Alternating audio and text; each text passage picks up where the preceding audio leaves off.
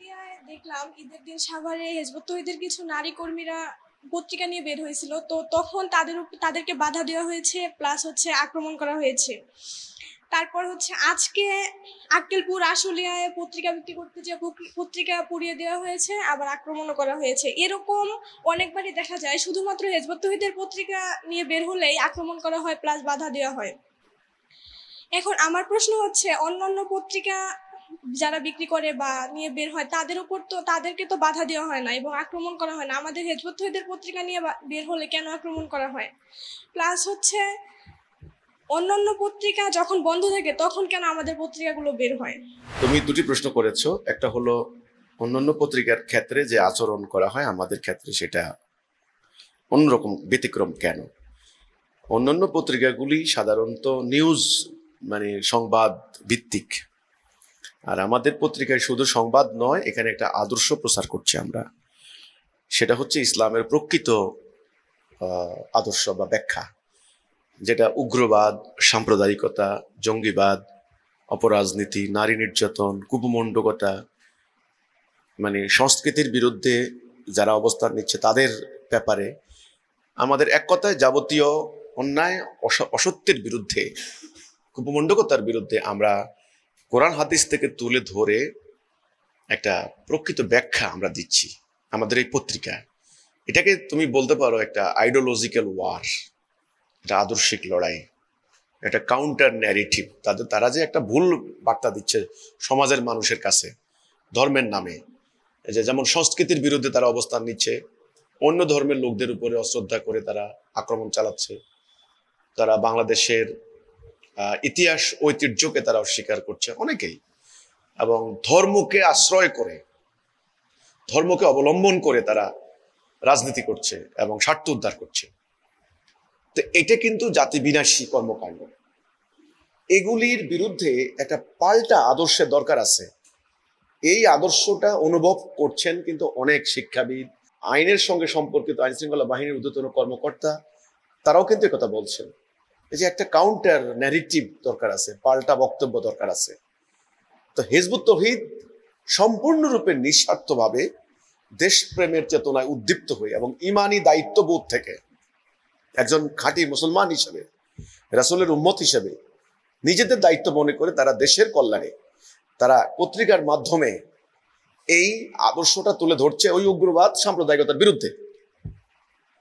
এখন স্বাভাবিকভাবে তারা এই পত্রিকাকে টার্গেট করেছে।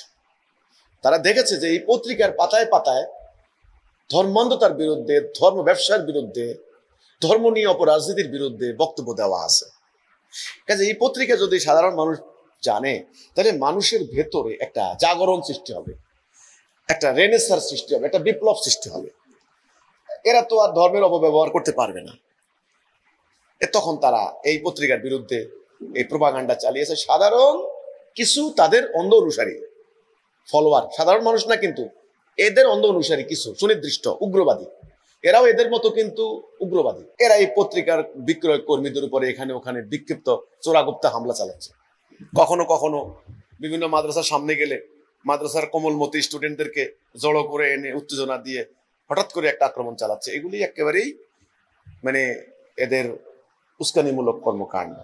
তো এটার প্রথম উত্তরটা হচ্ছে এটা, যে তারা এই হিজবুত তৌহিদের এই বক্তব্যকে তারা আদর্শিকভাবে মোকাবেলা করতে ব্যর্থ হয়ে এখন তারা সন্ত্রাসের পথ বেছে নিয়েছে।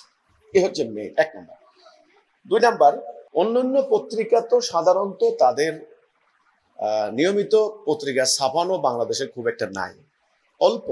প্রথম আলো, যুগান্তর, মানবকণ্ঠ, ইত্তেফাক, এরকম অল্প কয়েকটা প্রথম সারির 5-7টা পত্রিকা মোটামুটি নিয়মিত বের হয়, আর অধিকাংশই কিন্তু নিয়মিত বের হয় না, অনিয়মিত, অল্প সংখ্যা।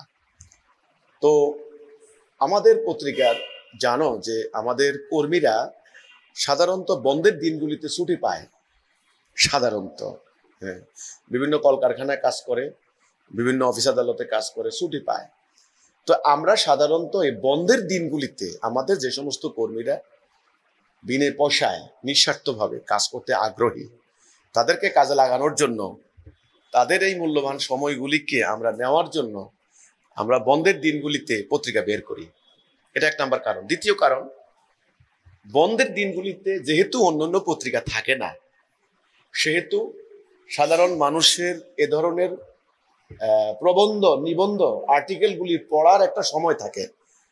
তুমি জানো যে চটকদার, আকর্ষণীয় নিউজ মানুষ খুব পছন্দ করে, মানুষ মানে অ্যাট্রাকটিভ।